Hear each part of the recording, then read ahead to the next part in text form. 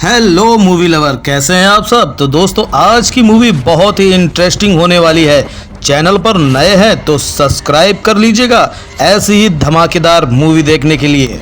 नाम के कपल को देखते हैं जो कई सालों से एक दूसरे से प्यार करते हैं, लेकिन शादी के लिए इनके घर वाले नहीं मान रहे, इसलिए आज ये दोनों घर से भाग निकलते हैं। तभी तितली आधे रास्ते में अपने पापा को याद करके रोने लगती है, क्योंकि उसे डर था कि बदनामी के डर से कहीं उसके पापा आत्महत्या न कर लें। इसलिए तितली रंजन को वापस घर लौट चलने को कहती है, लेकिन रंजन नहीं मानता और इसी कारण इन दोनों में बहस होने लगती है। फिर थोड़ी देर में वहाँ एक कांस्टेबल आता है और उसे लगता है कि यहाँ जरूर कुछ गड़बड़ है, इसलिए वो इन दोनों को थाने ले आता है। अब यहाँ थाना इंचार्ज पूछता है कि बताओ तुम दोनों आधी रात में क्या कर रहे थे, जिस पर रंजन बताता है कि हम दोनों बालिग हैं और घर से भागकर शादी करने वाले थे, लेकिन आपके इस कांस्टेबल ने हमें पकड़ लिया। जो सुनकर पुलिस वाला सीधा इन दोनों के माँ बाप को बुला लेता है। अब यहाँ तितली के पापा तो आते ही रंजन पर भड़कने लगते हैं कि मेरी बेटी को भगाने की हिम्मत कैसे हुई, लेकिन तितली यहाँ रंजन की साइड लेती है और पुलिस वाला तितली के पापा से कहता है कि जब आपकी लड़की राजी है तो शादी क्यों नहीं करवा देते। जिस पर तितली के पापा कहते हैं कि ये लड़का कमाता नहीं है और ऐसे कैसे शादी करा दूं, मुझे तितली के लिए एक सरकारी नौकरी वाला पति चाहिए, ऐरा गैरा नहीं। जिस पर रंजन के पापा की तितली के पापा से बहस हो जाती है और हम समझ पाते हैं कि रंजन के पापा तो उसकी शादी के लिए मान गए हैं। खैर, अब यहाँ तितली के पापा तितली का प्यार देखकर रंजन के सामने एक शर्त रखते हैं कि अगर तुम 2 महीने में सरकारी नौकरी हासिल कर लेते हो तो मैं तुम्हारी शादी तितली से करा दूंगा, वरना तितली वही शादी करेगी जहाँ मैं कहूँगा। ये सुनकर रंजन के होश उड़ जाते हैं, क्योंकि वो तो कब से सरकारी नौकरी की तैयारी कर रहा है, लेकिन अभी तक नौकरी नहीं लगी तो इन 2 महीनों में कैसे लग जाएगी। जिसके बाद वो अपने पापा और मामा के साथ इसी टेंशन में बैठा होता है कि अब मैं ये नौकरी कहाँ से लाऊं। तभी वहाँ रंजन की बहन कैरी आती है और वो रंजन का मजाक बनाने लगती है कि इसके बस का नहीं है कोई सरकारी नौकरी लेना। तब रंजन के पापा कहते हैं कि हमारा बेटा उस लड़की से प्यार तो बहुत करता है, काश इसकी कोई मदद कर पाता। तभी कैरी कहती है कि मेरी जान पहचान का कोई लड़का है, मैं उसे कल मिलवाती हूँ। फिर अगले दिन कैरी सीधा रंजन को सुशील नाम के लड़के से मिलवाने जाती है, जो असल में कैरी का बॉयफ्रेंड था। वो रंजन को बताता है कि मैं एक भगवान दास नाम के आदमी को जानता हूँ, वो आपकी नौकरी पक्का लगवा देगा, क्योंकि उसके कई सरकारी विभाग में कनेक्शंस हैं। जो सुनकर रंजन खुश हो जाता है और सुशील के साथ वो सीधा भगवान दास के पास आता है। यहाँ भगवान दास भी रंजन की हालत देखकर कहता है कि नौकरी तो मैं तुम्हें दिलवा दूंगा, पर उसके लिए तुम्हें एडवांस में 2 लाख रुपए देने होंगे और बाकी के 6 लाख रुपए काम होने के बाद। ये सुनकर रंजन कहता है कि मेरे पास इतने पैसे तो नहीं है, कोई और उपाय बताइए। लेकिन भगवान दास कहता है कि पैसों का इंतजाम करो तभी कुछ होगा, क्योंकि अभी जल्द ही सिंचाई विभाग में भर्ती निकली है, तो हाँ मैं तुम्हारा टाका भिड़ा सकता हूँ। जिसके बाद रंजन परेशानी में बैठा होता है कि अब मैं ये 2 लाख रुपए कहाँ से लाऊं, वो भी इतनी जल्दी। तभी वहाँ तितली आती है और वो ये सब जानकर परेशान हो जाती है, पर कहीं ना कहीं तितली को ये उम्मीद थी कि रंजन की सरकारी नौकरी लग सकती है। जिसके बाद अगले दिन तितली रंजन के साथ अपनी माँ का एक हार जाकर सुनार के पास गिरवी रखवा देती है और वो उसे 2 लाख रुपए लेकर रंजन को दे देती है। यानी तितली रंजन के लिए कुछ भी कर सकती थी। और फिर रंजन वो पैसे ले जाकर भगवान दास को दे आता है कि बस अब मेरी नौकरी लगवा दो। अब कुछ दिन ऐसे ही बीतते हैं और एक दिन रंजन को उसके मामा आकर बताते हैं कि वो भगवान दास तो अपने ऑफिस में कई दिनों से नहीं आया है, शायद वो तुम्हारा पैसा लेकर भाग गया। ये सुनकर रंजन के होश उड़ जाते हैं कि अब ना तो मेरी शादी होगी और ऊपर से तितली के 2 लाख रुपए भी गए। जिसके बाद ये लोग हर जगह भगवान दास को ढूंढते हैं, पर वो उन्हें कहीं नहीं मिलता। और जब तितली को उसके बारे में पता चलता है तो वो रंजन को खूब सुनाती है। फिर वो रोते हुए कहती है कि अब हमारी शादी नहीं हो पाएगी और पापा मेरे लिए लड़का ढूंढ लेंगे। ये सुनकर रंजन रोने लगता है। अब अगले दिन रंजन नौकरी के बारे में ही सोच रहा होता है कि तभी वो वहाँ हलवाई के मुँह से सुनता है कि उसने अपने घर में बेटा होने की भोलेनाथ से मन्नत मांगी है, जिसके बदले में वो अपने बाल मुंडवाएगा। ये सुनकर रंजन को आइडिया आता है कि क्यों ना मैं भी भोलेनाथ से मन्नत मांग लूं, शायद वो मेरी ये विनती सुन लें। जिसके बाद रंजन सीधा भोलेनाथ के मंदिर आता है और वो कहता है कि भगवान बस मेरी नौकरी लगवा दो ताकि मैं तितली से शादी कर सकूं। पर मन्नत के बदले उसे समझ ही नहीं आता कि वो भगवान को क्या अर्पित करे, इसलिए ये पूछने के लिए वो पास में बैठे पंडित जी के पास आता है और पूछता है कि भगवान से ऐसा क्या कहूँ जो वो मेरी मन्नत पूरी कर दे। तब पंडित जी बताते हैं कि भोलेनाथ से कहो कि मैं अपनी मन्नत के बदले में कोई भी भला काम कर दूंगा, और रंजन ऐसा ही करता है। फिर अगले दिन रंजन घर पर उदास बैठा होता है क्योंकि तितली उससे बात नहीं कर रही थी। तभी उस पर भगवान दास का फोन आता है जो कहता है कि बधाई हो, सारी सेटिंग कर दी है और तुम्हारी नौकरी सिंचाई विभाग में पक्की हो गई है, उसी के लिए मैं लखनऊ गया था। ये सुनकर रंजन बहुत खुश हो जाता है। इधर हम तितली के घर पर देखते हैं कि आज लड़के वाले उसे देखने आए हैं और लड़का बिजली विभाग में है। तभी तितली की बहन पर रंजन का फोन आता है जो बताता है कि तितली मेरा फोन नहीं उठा रही, उसे कहो कि मेरी सरकारी नौकरी लग गई। और जैसे ये बात तितली को पता पता चलती है वो तुरंत सामने बैठे लड़के को वहाँ से भगा देती है। अब थोड़ी देर में वहाँ रंजन भी अपने माँ बाप के साथ मिठाई लेकर अपने रिश्ते की बात करने आता है और रंजन की नौकरी लग गई ये जानकर तितली के पापा भी हैरान थे। खैर अब वो अपने वादे के मुताबिक तितली की शादी की डेट निकलवाते हैं जो कि इसी महीने की 30 तारीख थी। ये सुनकर रंजन और तितली खुश हो जाते हैं कि अब हम एक हो जाएंगे। अब कुछ ही दिनों में शादी की सारी तैयारी हो जाती है और शादी से एक रात पहले यानी हल्दी वाली रात रंजन तितली से छुपके मिलने आता है। वो कहता है कि अब कल हमारी शादी हो जाएगी तो हमें कोई अलग नहीं कर पाएगा। ये सुनकर तितली भी खुश हो जाती है। फिर अगले दिन रंजन बहुत ही एक्साइटेड होकर उठता है कि आज तो मेरी शादी है, लेकिन वो बाहर आकर देखता है कि यहाँ तो हल्दी की तैयारी हो रही है जो कि कल ही हो चुकी थी। इसलिए रंजन अपनी माँ से आकर कहता है कि आज बारात निकलेगी और तुम हल्दी में ही अटकी हो। लेकिन रंजन की माँ कहते कि आज 29 तारीख है हल्दी का दिन और बारात तो 30 को जाएगी। इससे रंजन कंफ्यूज हो जाता है और उसकी बहन बताती है कि जरूर ये डेजा वो तुम्हारे साथ हुआ है। कभी कभी इंसान के साथ ऐसा हो जाता है कि उसे लगता है कि उसने पहले ही जिंदगी जी ली है। जिसके बाद रंजन भी चुपचाप हल्दी मना लेता है और आज 29 तारीख पर कट का निशान बना देता है कि आज का दिन बस खत्म हो जाए। इसके बाद वो अपने मामा के पास मिलने आता है तो उसके मामा ने उसके लिए बैचलर पार्टी का इंतजाम किया था जहाँ जाकर रंजन खूब एंजॉय करता है और उसे लग रहा था कि चलो अब कल तो मेरी शादी हो ही जाएगी। अब अगले दिन जैसे रंजन उठता है तो आज फिर वही 29 तारीख थी हल्दी का दिन और यहाँ सिर्फ रंजन ही था जिसे मालूम पड़ रहा था कि ये दिन रिपीट हो रहा है। फिर वो अपने घर वालों को समझाने की कोशिश करता है कि हल्दी मैं पिछले 2 दिनों से मना रहा हूँ और ये शादी का दिन कब आएगा। ये सुनकर रंजन के घर वालों को लगता है कि रंजन का दिमाग हिल गया है, इसलिए वो उसे सीधा डॉक्टर के पास लेकर जाते हैं। पर रंजन गुस्से में वहाँ से चला जाता है और फिर जब वो अपने मामा के साथ था तभी उसे वही हलवाई दिखाई देता है जिसकी मन्नत पूरी हो गई थी, इसलिए उसने अपने बाल मंडवा दिए। तभी उसे देखकर रंजन को याद आता है कि मैंने भी तो मन्नत मांगी थी सरकारी नौकरी की और फिर मैंने अच्छा काम करने के लिए कहा था लेकिन किया नहीं, इसलिए भोलेनाथ गुस्सा है और मेरी शादी का दिन आ ही नहीं रहा है। ये सब रंजन सोच ही रहा होता है कि तभी वहाँ तितली आ जाती है जिसे रंजन के बारे में पता चला था कि वो बहकी बहकी बातें कर रहा है। तब रंजन उसे बताता है कि मुझे एक अच्छा काम करना होगा जिससे हमारी शादी कल हो जाएगी। इसके बाद रंजन सोचने लगता है कि वो अच्छा काम कौन सा करे और फिर वो जाकर गाय को गुड़ वाली रोटी खिला देता है। फिर वो जाकर सो जाता है ये सोचकर कि अब 30 तारीख तो आ ही जाएगी और मेरी शादी होगी। लेकिन अगले दिन फिर वही 29 तारीख आती है और रंजन जाकर फिर गरीब लोगों में दान पुण्य करता है, पर इसका भी कोई फायदा नहीं होता और रोज रोज 29 तारीख ही आ रही थी। एक तरह से अब रंजन 29 तारीख के लूप में फंस गया था। फिर इन सबसे परेशान होकर रंजन तुरंत उसी पंडित जी के पास आता है जिन्होंने उसे मन्नत मांगने का तरीका बताया था और वो कहता है कि मेरी मन्नत आधे में ही अटक गई है, इसलिए मैं क्या करूँ मुझे समझ नहीं आ रहा। तब पंडित जी कहते हैं कि शायद तुमने किसी का दिल दुखाया होगा इसलिए तुम्हारी मन्नत पूरी नहीं हो रही। अब तुम सोचो तुमने किसका दिल दुखाया है। ये सुनकर रंजन सोने चला जाता है और आज फिर 29 तारीख यानी हल्दी का दिन आता है। पर आज रंजन किसी से भी बुरे तरीके से बात नहीं करता बल्कि वो तो सबसे अपनी पिछली गलतियों की माफी मांगता है ताकि भोलेनाथ उसको इस लोभ से निकालकर उसकी शादी होने दे। पर इसका भी कोई फायदा नहीं होता क्योंकि जब अगले दिन रंजन उठता है तो आज फिर वही 29 तारीख थी और रंजन आज इतना ज्यादा भड़क जाता है कि वो सीधा ठेके पर जाकर शराब पीता है और फिर मरने चला जाता है। अब रंजन जब नदी में कूदने को तैयार था तभी उसके बगल में हामिद नाम का लड़का आता है और वो उससे पहले कूदकर अपनी जान देने लगता है। तब यहाँ रंजन भी कूदता है और उसे तो तैरना आता था इसलिए वो हामिद को भी बचा लेता है। फिर वो उससे पूछता है कि बताओ तुम मरना क्यों चाह रहे थे, जिस पर हामिद बताता है कि मैं कई सालों से सरकारी नौकरी की तैयारी कर रहा हूँ और मैं गरीब घर से आता हूँ, पर इतने साल बाद भी मेरा सिलेक्शन नहीं हुआ बल्कि मेरा इस बार का पेपर काफी अच्छा गया था, इसलिए मैं पूरी तरह से टूट गया हूँ। ये सुनकर रंजन खुश हो जाता है और उसे लगता है कि अगर मैं इस आदमी की मदद कर दूं तो शायद मेरी मन्नत पूरी हो जाएगी। इसलिए वो तुरंत हामिद को भगवान दास के पास लेकर आता है और कहता है कि मेरी तरह इसकी भी नौकरी लगवा दो। तब भगवान दास उससे भी 2 लाख रुपए मांगता है, लेकिन ये सुनकर हामिद भड़क जाता है कि मैं अपनी मेहनत से नौकरी लेना चाहता हूँ, ऐसे पैसे खिलाकर नहीं, और वैसे भी मेरे पास फूटी कौड़ी नहीं है। ये सब कहकर हामिद वहाँ से चला जाता है और फिर भगवान दास रंजन से बताता है कि अरे ये तो वही हामिद अंसारी है जिसका सिंचाई विभाग के कैंडिडेट की लिस्ट में आखिरी नाम था और इसके बदले तुम्हें नौकरी मिली है पैसा खिलाकर। जो सुनकर रंजन के होश उड़ जाते हैं कि मैं ऐसे ईमानदार आदमी की नौकरी हड़प बैठा हूँ। इसके बाद ये बात जाकर रंजन तितली को बताता है और कहता है कि मैं ये नौकरी छोड़ दूंगा, मेरी वजह से वो बेचारा मरने चला था। लेकिन तितली कहते कि अगर तुम्हारी नौकरी गई तो हमारी शादी कभी नहीं होगी, एक बार सोच लेना। जिससे रंजन टेंशन में आ जाता है और आज का दिन ऐसे ही बीत जाता है। फिर अगले दिन दोबारा 29 तारीख आती है और रंजन आज जाकर फिर हामिद को बचाता है और वो उसे कहीं अच्छी जगह नौकरी दिलवाने का वादा भी करता है, पर हामिद नहीं मानता, उसे तो वही सिंचाई विभाग की नौकरी चाहिए थी। फिर अगले दिन दोबारा 29 तारीख को रंजन हामिद को बचाता है और वो उसे कैसे भी करके मरने से रोकना चाह रहा था ताकि हामिद का मन बदले तो शायद वो इस 29 तारीख के लोभ से निकल सके, पर ऐसा कुछ भी नहीं होता और हामिद रोज अपनी जान देने की कोशिश करता रहता है। फिर एक दिन रंजन हामिद के कूदने से पहले ही उसके पास आकर पूछ लेता है कि तुम मरना क्यों चाहते हो, वो भी उस छोटी सी नौकरी के लिए, जिस पर हामिद बताता है कि मेरे गांव में पानी की समस्या है और मैंने अपने पापा से वादा किया था कि मैं सिंचाई विभाग का ऑफिसर बनकर ही गाँव आऊंगा, पर मैं नौकरी ले नहीं पाया। जो सुनकर रंजन का दिल टूट जाता है और वो ऐसे ही वहाँ से भटकने लगता है। फिर वो जब वापस उसी जगह आता है जहाँ उसने हामिद को छोड़ा था तो पता चलता है कि हामिद तो नदी के पास गया है और आज हामिद की जान चली जाती है क्योंकि रंजन ने उसे नहीं बचाया था। ये सब देखकर रंजन को बहुत बुरा लगता है। इसके बाद रंजन रोते हुए सीधा भोलेनाथ के मंदिर आता है और आज दिल खोलकर उनकी पूजा करता है। फिर अगले दिन दोबारा 29 तारीख आती है और वो आज अपनी नौकरी छोड़ देता है ताकि हामिद को उसकी नौकरी मिल जाए। फिर आज रात जब रंजन सोता है तो वो अगले दिन 30 तारीख को उठता है। ये देखकर रंजन खुश होने लगता है कि शायद भोलेनाथ ने उसकी मन्नत सुन ली, पर अब उसे ये टेंशन सता रही थी कि तितली को पता चलेगा कि मैंने नौकरी छोड़ दी तो उसका क्या होगा। पर उसके मामा कहते हैं कि एक बार शादी हो गई तो सब मान जाएंगे। जिसके बाद रात को रंजन की शादी में सब लोग नाच रहे होते हैं और वो रंजन को भी नाचने को कहते हैं, पर रंजन तो तितली से सच छुपाने के गिल्ट में था, इसलिए वो गुस्से में सब पर भड़क जाता है और फिर वो चिल्लाकर कहता है कि मैंने अपनी नौकरी छोड़ दी है। जो सुनकर सब लोग शांत हो जाते हैं। फिर वहाँ सब लोग रंजन को भला बुरा कहने लगते हैं कि इतनी मुश्किल से सरकारी नौकरी मिली थी और इन राजा जी ने उसे भी छोड़ दी। वही तितली भी रंजन को खूब सुनाती है। तभी वहाँ भगवान दास आता है और कहता है कि रंजन से बड़ा मूर्ख मैंने जीवन में नहीं देखा, लेकिन इस मूर्ख की सच्चाई ने मेरा दिल जीत लिया। आज रंजन ने अपनी नौकरी छोड़कर उस हामिद अंसारी को उसकी नौकरी दिलवाई है, जिसके कारण वो अपने गाँव में काम कर पाएगा। साथ ही भगवान दास यहाँ सरकारी नौकरी पर तितली के माँ बाप को खूब सुनाता है कि तुम लोग बस सरकारी नौकरी देखते हो, लड़का कैसा भी हो इससे तुम्हें फर्क नहीं पड़ता। और आज इसी कारण कितने लड़के मेंटल ट्रॉमा से गुजरते रहते हैं, इसका अंदाजा भी है। ये सब सुनाकर भगवान दास वहाँ से चला जाता है और कहीं न कहीं तितली के पापा को अपनी गलती का एहसास हो गया था, इसलिए वो रंजन से आकर कहते हैं कि तुम्हारी चाहे सरकारी नौकरी हो या प्राइवेट नौकरी, बस मेरी बेटी को खुश रखना और आज शादी तुम्हारी होकर रहेगी। जो सुनकर तितली और रंजन खुश हो जाते हैं और इनकी शादी हो जाती है। यहीं पर ये मूवी खत्म होती है। हाँ तो दोस्तों, आज की ये वीडियो आपको कैसी लगी? अच्छी लगी हो तो एक लाइक कर देना, चैनल को सब्सक्राइब कर लेना और